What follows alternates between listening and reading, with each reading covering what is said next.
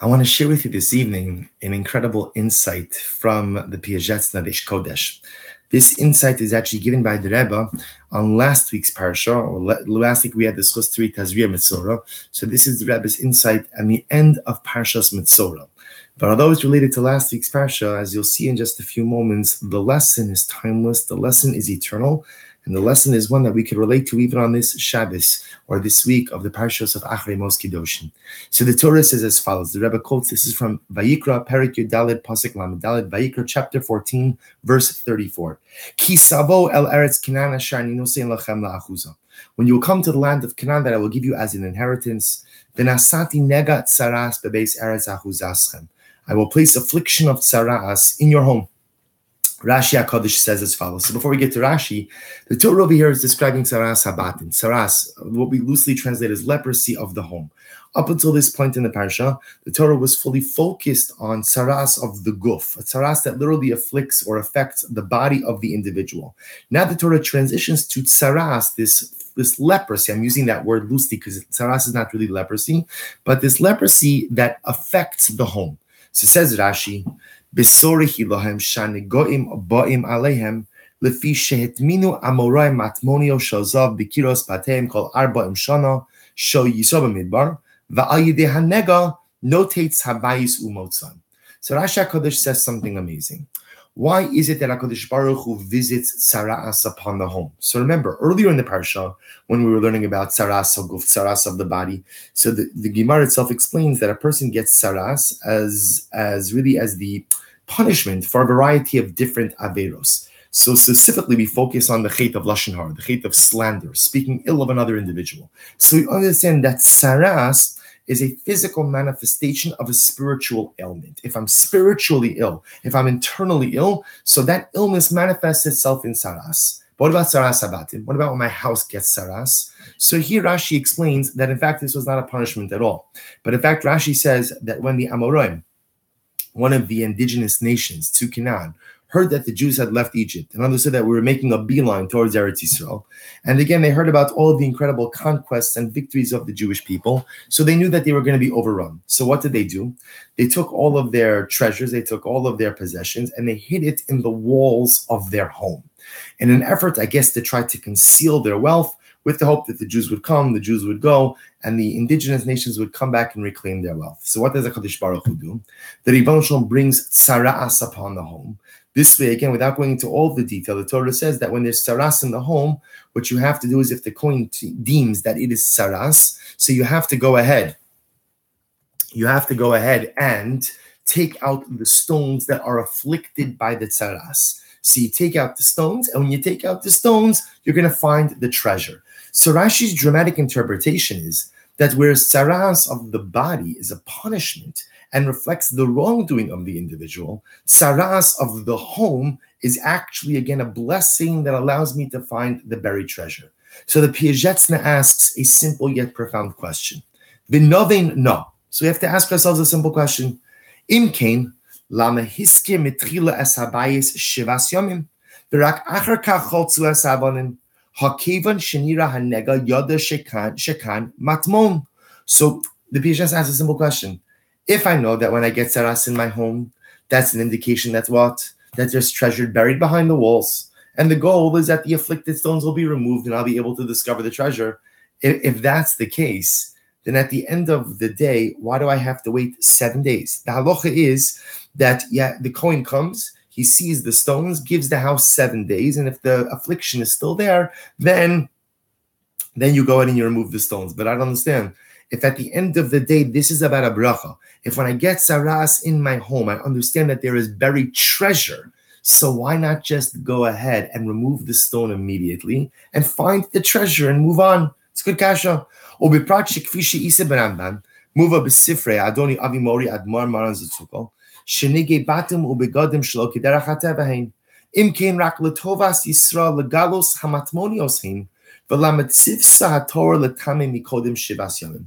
So the Piagetzna asks a simple yet fundamental question. If the goal of tzaras of the home is to remove the stones to find the treasures, why is there a 7-day waiting period that's mandated before the removal of the stones? Why not go and walk in, say, okay, it looks like Tzaras, remove the stones, get your treasure, move on. Why do you have to wait 7 days? So the Rebbe says something amazing. In reality, says the Rebbe, in general, when it comes to Torah mitzvos, we don't fully comprehend the Ribono Shel Olam's mitzvos. Even when we try to understand reasons for things, we understand reasons in accordance with our limited abilities. But at the end of the day, I don't really understand the Ribono Shel Olam's Torah Kodesh Baruch Hu's mitzvos. And so the Rebbe says, "Aval mashim meramez lanu efshar ki yodim uma'aminim anachnu shekol ma she'Hashem osa lanu afilu kishechas v'chalila malka osanu hakol tovihi." What I do know is as follows: that whatever HaKadosh Baruch Hu does is l'tova. Whatever HaKadosh Baruch Hu says I'm supposed to be doing, or whatever HaKadosh Baruch Hu tells me to do, is for my good. And even when it hurts, even when it feels like I'm being punished, even when it feels like malka literally means I'm being lashed, even when it feels that HaKadosh Baruch Hu is punishing me, I know that that's all the Tova. The Rebbe writes about this concept constantly and consistently. The idea that everything that comes from HaKadosh Baruch Hu is for good. Sometimes I see it, sometimes I don't see it, but all of it is for good. And that's the job of the Jew, to believe that everything that comes from the Ribono Shel Olam somehow, some way is l'tova. But look what he writes. But the Rebbe says, here's the problem. I could accept what happens when the suffering is not just limited to physical suffering. What happens when the Jew undergoes challenges that are not limited to my own physical pain? What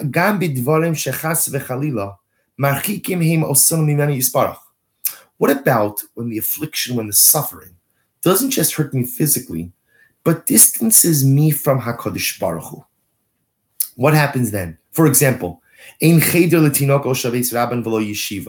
ultimately, again, what happens in a situation when there are afflictions, the suffering is such that there's no cheder, there's no yeshivas, lo beis medrash, le'spala b'tzibur v'lo mikvah, there's no shul, there's no beis medrash, there's no mikvah chedoma. So obviously, the Piaget is not talking in the theoretical, he's discussing their plight. So Ribono Shel Olam, I could accept the fact that even my suffering is for the good when it affects my body.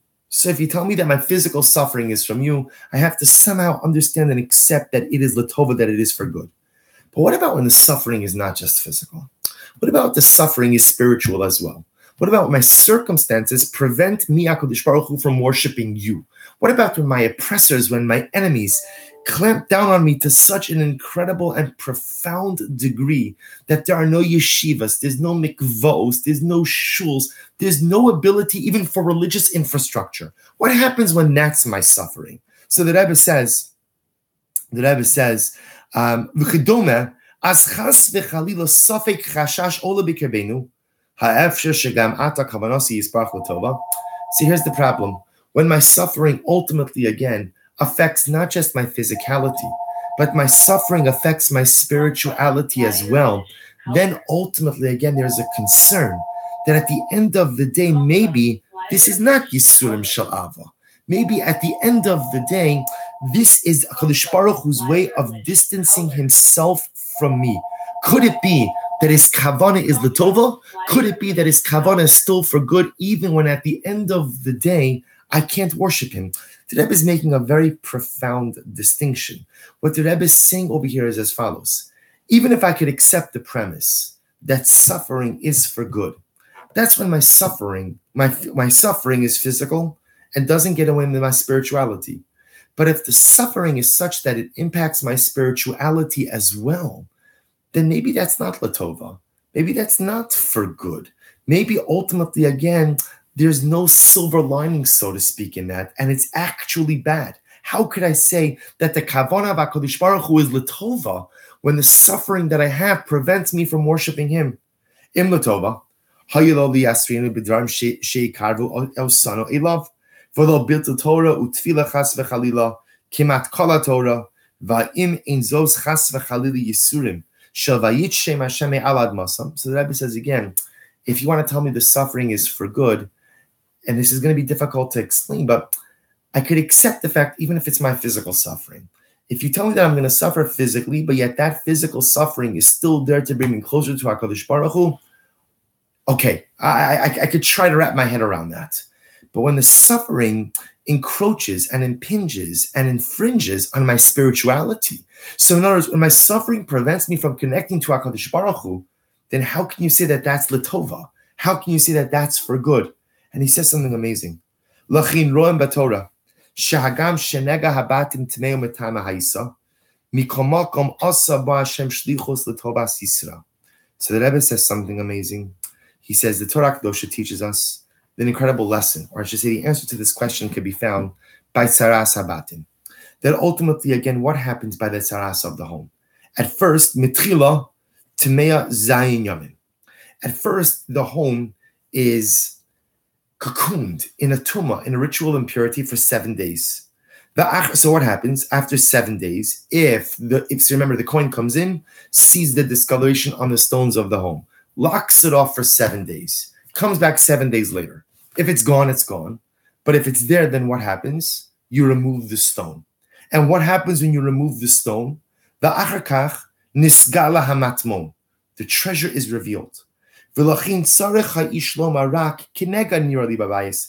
the Rebbe quotes the famous idea that even when the person comes to the coin and he says that, coin, I think I see some discoloration, some impurity amongst tzaras in my home, I never say coin, I saw tzaras. Rather, I say coin, I saw something that looks like tzaras. Va'afilu tamid chacham sheyodea shirak kinega yomar lefi haniska le'el mipnei sha'ish ba'atzmo ino yochol lomar im hi be'emes nega o pega rak shelo nira kinega haya yochol lomar.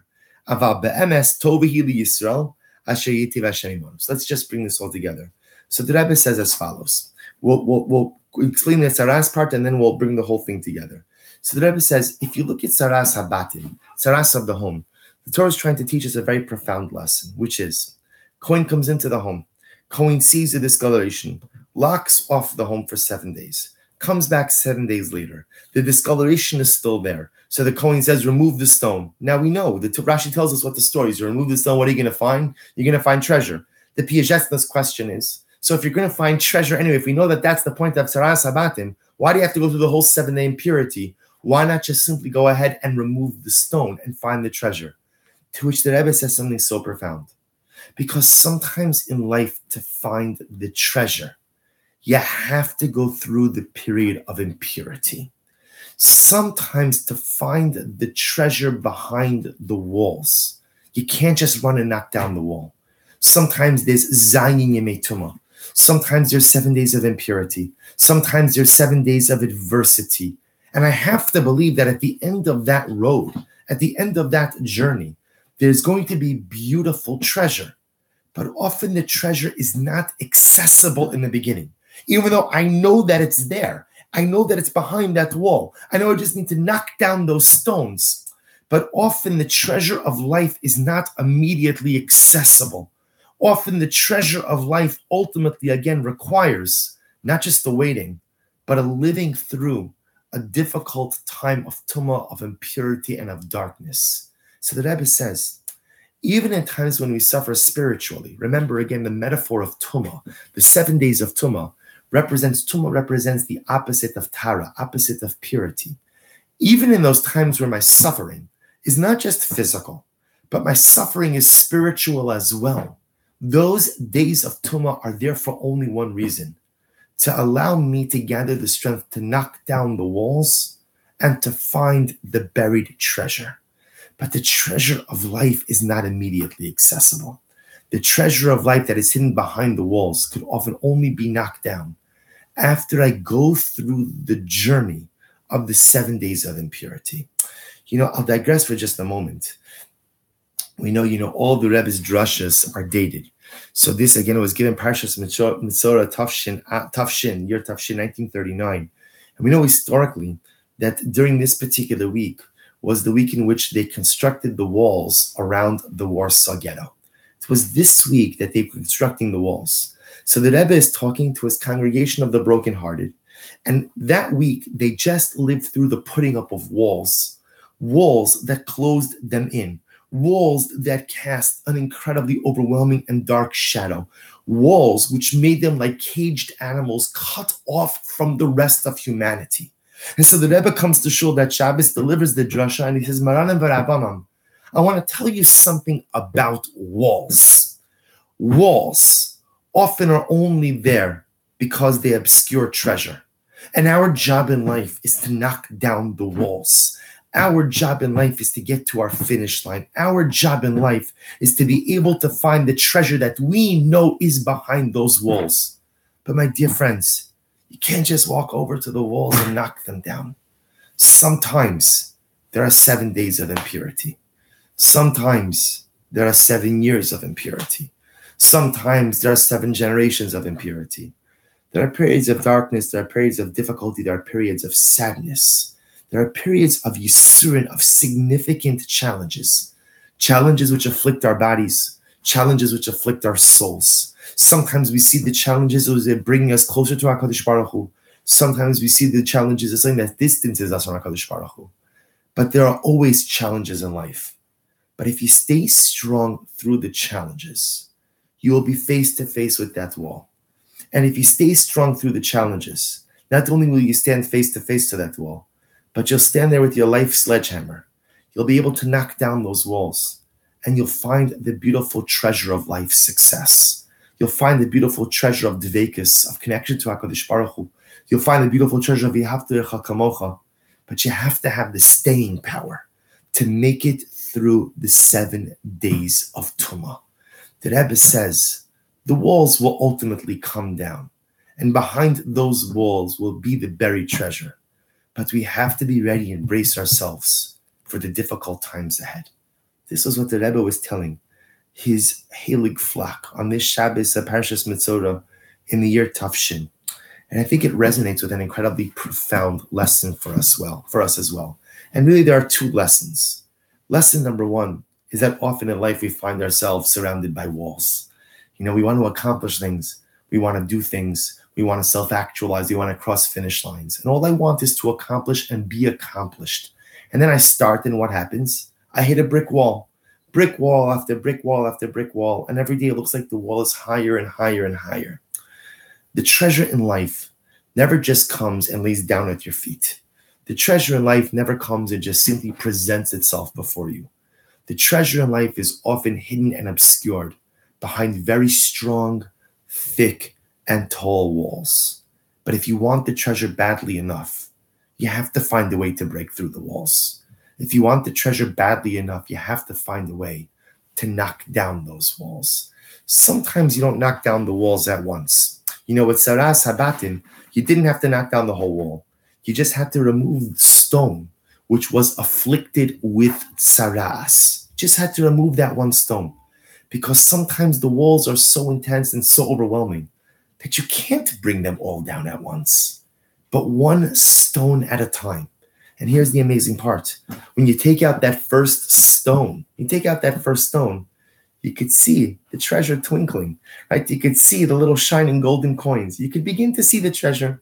Now, maybe one stone is not enough to get your hand in there and to reach for it and to bring it out, but it's a beginning. You see that it's there. And when you get that first glimpse of the treasure, it gives you the chizuk to continue to removing stones and taking down walls. That's the first message that Piaget was trying to teach us.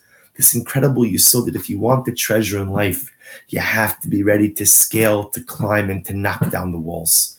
But again, the walls of life do not come down all at once. They come down one stone at a time. We all have our walls. Some of them are walls we've created ourselves. Some of them are walls that have been created for us by others. But whether we created them themselves or they were foisted upon us, we have to find the strength to knock them down. But we also have to recognize that sometimes the path to even get to the wall that needs to be knocked down could be long, could be arduous, could be challenging. But we have one simple mission in life: to stay focused. If there's something you want to do, something you want to be, something you want to accomplish, it is so easy to lose our way and to lose our direction. Our job is to keep your eye focused on the treasure. And even though you can't see because it's obscured by the wall, and even though you have to go through 7 days of difficulty, of tumah, of darkness, sometimes of tragedy, trials, travails, turbulent waters of life, all the different challenges. And halavai, it's only 7 days. Very often it's longer than 7 days. But that's the necessary journey to confront the wall. And if you find the strength to make it through the 7 days of impurity, of challenge and difficulty, then you will stand before that wall. And armed with the lessons that you learned over those 7 days, you'll find the strength to deconstruct the wall, to remove the stones, and to find your beautiful treasure. This was the chizuk that the Piazetzna gave our people in 1939 in Parshas Mitzorah. As the walls of the ghetto were coming up, were being built up, he gave them the belief that one day they would knock them down. We did knock down those walls. We knocked down every wall that the world has ever put up in front of us. That is our koach as a people. But just understand, it's not just our koach, our sense, not just our strength as a nation, it's our strength as individuals as well. Each of us has the ability to knock down our walls. Each of us has the ability to knock down those obstacles and barriers that keep us from self-actualization and accomplishing our intended life goals. May we find the koach of the Piazetzna. May we find the koach of these beautiful Jews, Hashem Yikom Damam. May we find the strength and the courage to knock down our walls. And may we be zocha to find our beautiful treasure. Wishing everyone a wonderful evening and a good Shabbos.